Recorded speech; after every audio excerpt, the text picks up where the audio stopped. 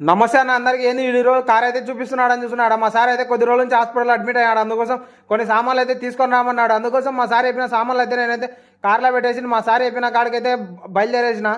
ఇది వచ్చేసి హాస్పిటల్ అనుకున్నారు హాస్పిటల్ కాదు హాస్పిటల్కి వచ్చిన కార్ పార్కింగ్ ప్లేస్ అనమాట చాలా పెద్దగా అయితే ఉంది నేను ఇలా లోపలికి వెళ్ళగానే ఇలా బంగాళాతనకు చెప్పినామంటే మనం ఏ వాటికి కావాలంటే ఆ వాటికి అతనే తీసుకొని వెళ్తాడు నేను వచ్చిన హాస్పిటల్ వచ్చేసి ఇదే అనమాట మేము ఉన్న ఏరియాలో జహరా హాస్పిటల్ చాలా పెద్ద హాస్పిటల్ ఇది చూడగానే మీరు ప్రైవేట్ హాస్పిటల్ అనుకుంటారు కానీ ఇది గవర్నమెంట్ హాస్పిటల్